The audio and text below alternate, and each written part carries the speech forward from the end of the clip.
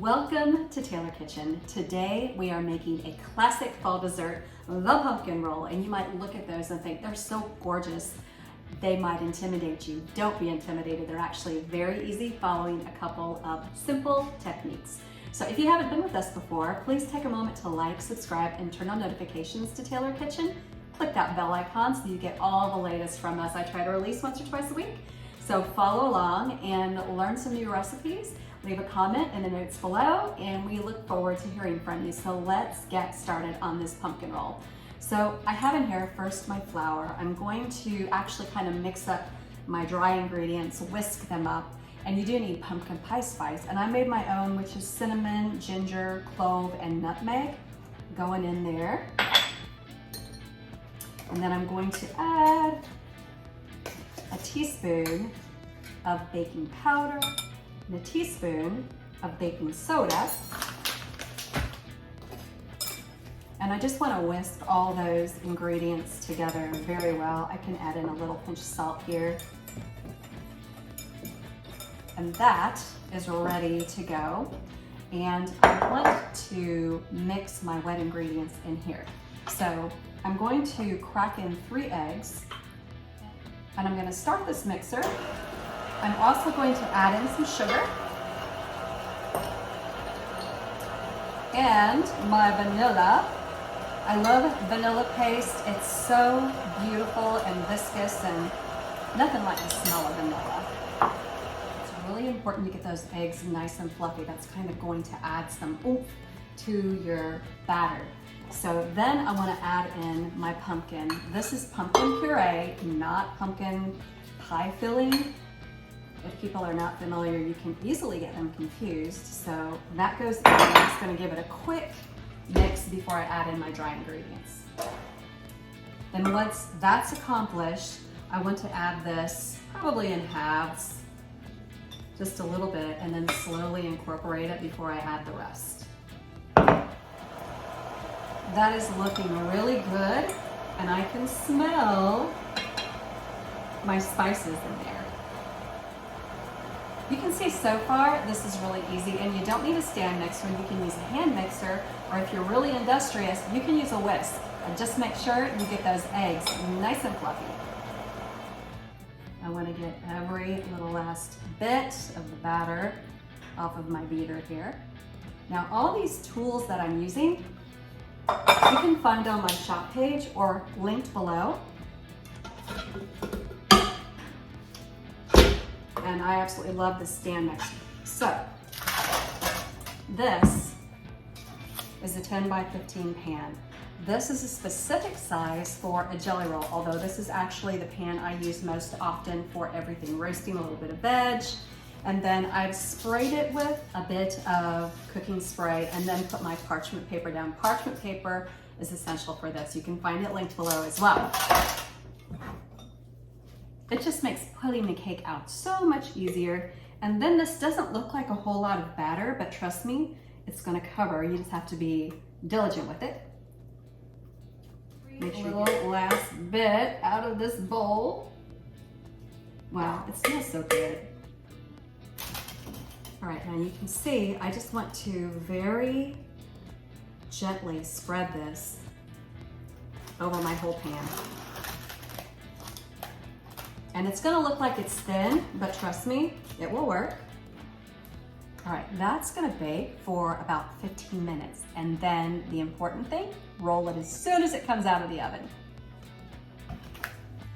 This pumpkin roll is ready to come out of the oven, and I want to show you how quickly you need to work at this point, which is one of the very simple techniques that will give you success. Does that look gorgeous and smell gorgeous? Oh my goodness.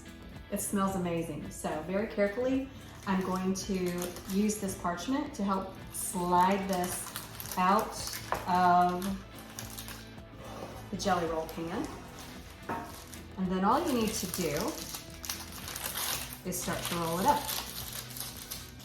And I'm rolling it up from the short side, not the long side. Very tightly as you can. If it breaks a little bit, that's okay.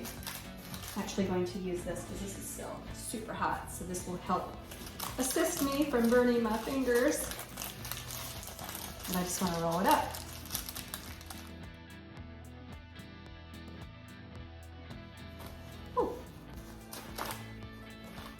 All right, you can see it's rolled very tightly, and I'm going to transfer it to a baking rack. It needs to cool completely.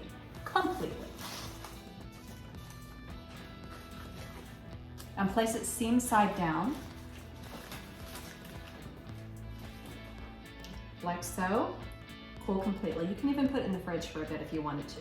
The filling of the pumpkin roll is a classic cream cheese icing type filling. And so it starts with a block of good old cream cheese. Soften to room temperature will make your life a lot easier. And I just want to whip that very well. And then I want to add in about 6 tablespoons of room temperature butter, unsalted.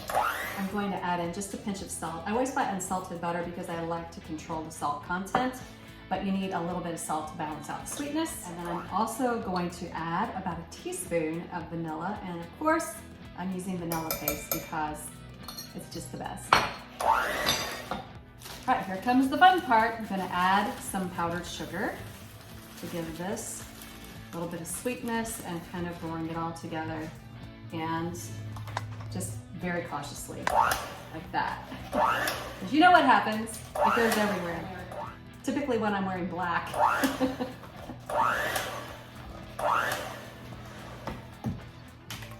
That looks really good and perfectly smooth. And you want to make sure that cake is cooled completely before you add this to it, or else you'll have a melty mess. I have been patiently waiting for this to cool, and it looks like it's finally there. You can see that it did its job. Now it wants to roll back up, which is what you want, because that'll make it easier when you're rolling it. And if it cracks a little bit, don't worry about it, because you're still gonna be able to make it look beautiful. I'm just going to try to peel it away from the parchment just a little bit. I think I'll start on this end. All right. And then I've been keeping my filling cool as well. And an offset spatula is going to help you to get this smoothed all over this cake. It's one of my favorite tools, and I will also link this below. It'll make your life easier whenever you need to spread an icing, a filling. It's just a great tool. And then as evenly as I can, I just want the filling to go over this cake.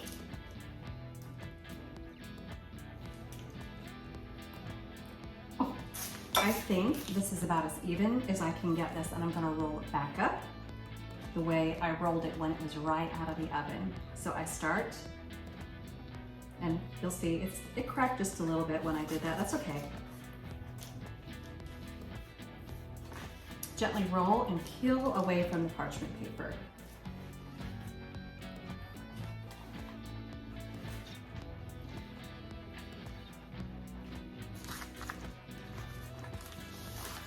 And I have a very nice bundle. Now, to make this just look very pretty, you cut off the ends, and those are the cook's treat. That's the best part.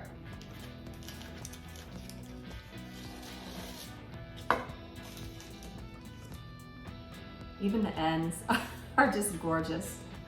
Then I have my board that I'm actually going to serve this on. And I'm just going to move it. I think that looks really pretty. Just give it a nice dusting. That is one beautiful pumpkin log, and you see how easy it is. You just need to keep with the simple technique, and you have yourself a glorious pumpkin log. I can't wait to serve this to my friends that are coming over tomorrow, so I'm going to keep this in the fridge until then. Like it? And baking, it's fine. You can't tell the difference. Good, But if very you're good. drinking it in coffee or tea, you can. But I buy these.